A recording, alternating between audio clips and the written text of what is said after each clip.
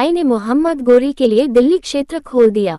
Option A Tarain की पहली लड़ाई, ऑप्शन बी तराइन की दूसरी लड़ाई, ऑप्शन सी खानवा की लड़ाई, ऑप्शन डी पानीपत की पहली लड़ाई। Correct answer. व्याख्या 1192 में लड़े गए तराइन के द्वितीय युद्ध ने मोहम्मद गोरी के लिए दिल्ली क्षेत्र खोल दिया।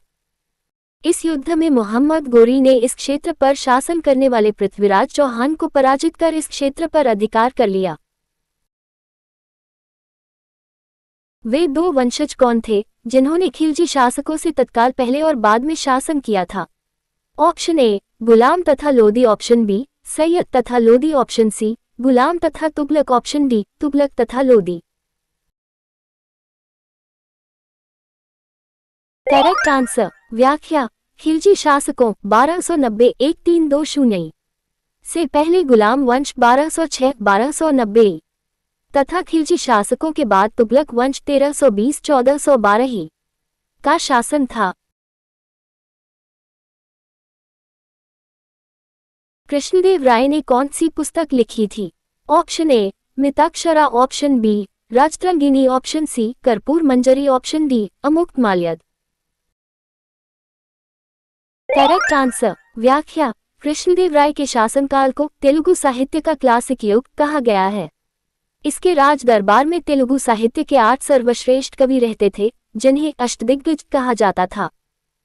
कृष्णदेव राय ने तेलुगु में अमुक्तमाल्यद एवं संस्कृत में जम्बूति कल्याणम की रचना की। इन्हें आंध्र भोज, अभिनव भोज, आंध्र पितामह आदि उपाधियां प्राप्त थी। यह बाबर के समकालीन थे।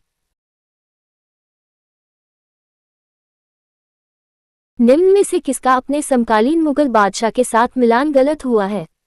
Option A Rana Sanga Babur, option B Prithviraj Chauhan Akbar, option C Jujhar Singh Shahjahan, option D Jaswant Singh Aurangzeb. Correct answer. व्याख्या पृथ्वीराज चौहान 12वीं शताब्दी का शासक था जिसने मोहम्मद गोरी से तराइन के 2 युद्ध लड़े थे। अतः विकल्प बी सुमेलित नहीं है जबकि अन्य विकल्प सुमेलित हैं।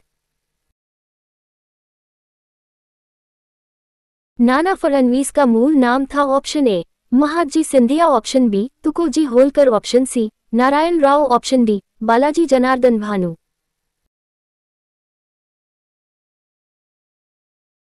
Correct answer. व्याख्या नाना फडणवीस का मूल नाम बालाजी जनार्दन भानु था।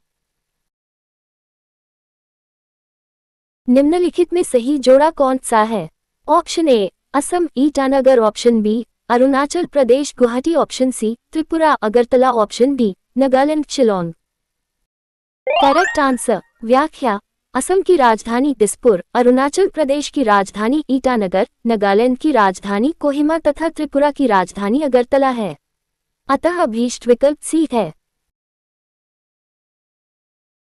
केरल के तट को कहते हैं? ऑप्शन ए कोंकण तट, ऑप्शन बी मालाबार तट, ऑप्शन सी कोरोमंडल तट, ऑप्शन डी केनास तट। Correct answer. व्याख्या आंध्र प्रदेश और तमिलनाडु के तटीय भूभाग को कोरोमंडल तट कहते हैं जबकि पश्चिम में केरल के तट को मालाबार तट कहते हैं। जो जिला दर्रा जोड़ता है? ऑप्शन ए श्रीनगर और लेह को, ऑप्शन बी अरुणाचल प्रदेश और तिब्बत को, ऑप्शन सी चंबा और स्पीति को, ऑप्शन डी कालिम्पोंग और लासा को।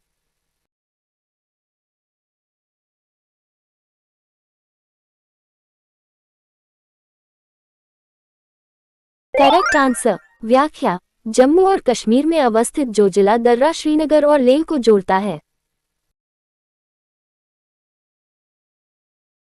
प्राकृतिक मार्ग उपलब्ध कराने वाले पर्वत के किसी अंतराल गैप को निम्नलिखित में से क्या कहा जाता है? ऑप्शन ए घाटी, ऑप्शन बी राजमार्ग, ऑप्शन सी दर्रा, ऑप्शन डी पर्वतीय भूभाग। Correct answer. व्याख्या प्राकृतिक मार्ग उपलब्ध कराने वाले पर्वत के किसी अंतराल को दर्रा कहा जाता है। भारत में गेहूं की निम्न जातियों में से किसकी खेती की जा रही है? ऑप्शन ए इममेर गेहूं, ऑप्शन बी ब्रैक गेहूं, ऑप्शन सी क्लब गेहूं, ऑप्शन डी दुरुम गेहूं।